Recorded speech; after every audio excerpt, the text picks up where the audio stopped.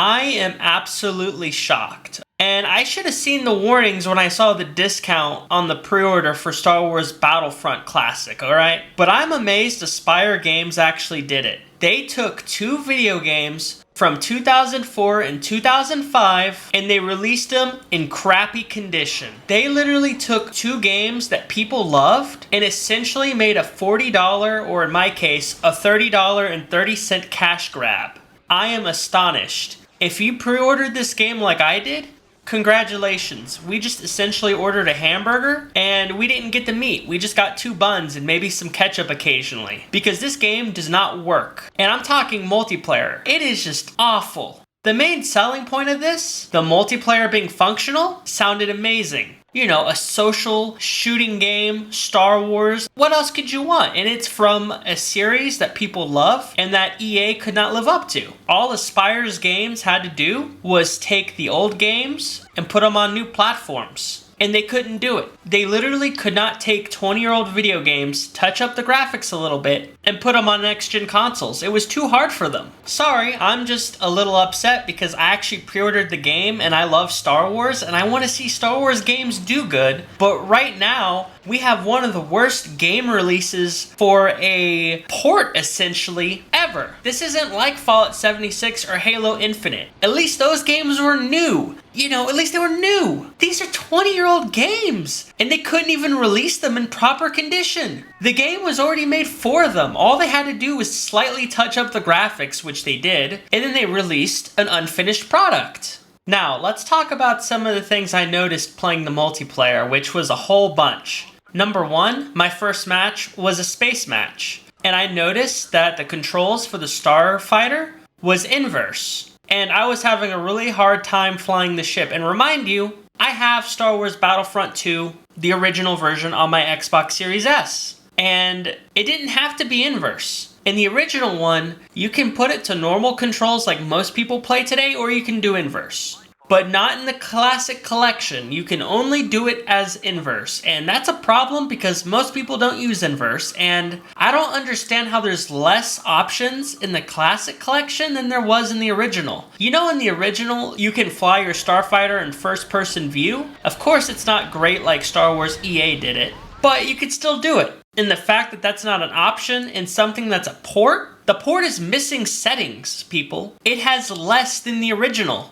Again, that was the first issue I found, is that there's less settings in the Classic Collection. Very pathetic, but not even the worst of it. The worst thing is when the game doesn't work. I literally had a game, and I'll put it in the YouTube video, where I didn't even get to play. None of the enemy team got to fight the other enemies. Like, we were the CIS, or we were the Republic, whichever one, and the other side steamrolled us, because none of us could spawn. Absolute insanity. I don't know if that was a problem in the OG version, but regardless, that should not be a problem in the Classic Collection. It's not like they made these games. And again, it's not acceptable if they made them either, but they didn't even make the games, they just ported them. Another pretty big issue I saw with the Mustafar map, and I don't know if it's in others, but you should be careful of this, is there's actually missing pieces of the map. And I looked back on the OG Battlefront 2 to compare, and there was a part where I saw Anakin Skywalker. I'm playing the Galactic Empire, and Anakin Skywalker is on our side. And the guy controlling him goes through a door and then falls off the map. And what's supposed to be there, and what is there in the original Battlefront 2, is a bridge. A bridge is supposed to be connecting it, but it's gone. Why was the game released when there's missing map pieces to your game? It doesn't make sense. You know, there shouldn't be a moment where Anakin Skywalker runs through a door that can be opened and dies. And I was actually surprised because, again, you wouldn't know. You would think that when the door slides open, there would be a bridge connecting you to the part where, you know, you can capture the point.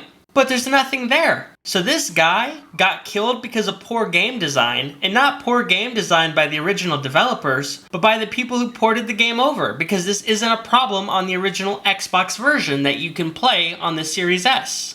And another complaint I have too is that you have to try a whole bunch to get a game. You have to constantly keep spamming the button because it'll just repeatedly tell you that the game is full, or you're going to be waiting there 60 seconds before it recommends you make your own game. Why did they advertise multiplayer? and then release the game with multiplayer not working at all. The games don't work, it's hard to connect to a game, and when the game's connected, you might not even actually be playing. You might just watch people play because it won't spawn you in.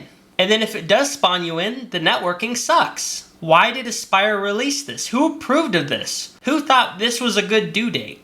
This is actually garbage by Aspyr. Aspyr is a garbage game company. Any game company that releases their games in this condition are trash. And it's not even their game. That's the funny part about it. They just port games over and this port is garbage. Why did you release a game not finished? In fact, there's no reason for it, so whatever you say doesn't matter. You don't release a product for sale, and then when people buy it and try to consume it, it doesn't work. And this sucks because all the Star Wars games at this point have either been mid or bad. We haven't had a good Star Wars game yet, and this port could have been an excellent launching point for Star Wars on the gaming front, because it's been good on the TV front, and I think overall people like the books and comics, but it's been below average because of EA on the gaming front. And now that Aspyr, a non-EA company, got to work on it, what do they release? Garbage. I can't recommend getting this game. This game's trash. They literally took two beloved Star Wars classics and pooped all over them. I don't know what they're thinking. Alright guys, let me know what other problems there are, because there's only so much of an incomplete game I'm willing to play. I got more than enough footage to show how bad this product is. I do not recommend buying it. It is trash. Let me know what problems you guys see. Thank you for watching the video, and I'm sorry, sir. It's time for you to leave.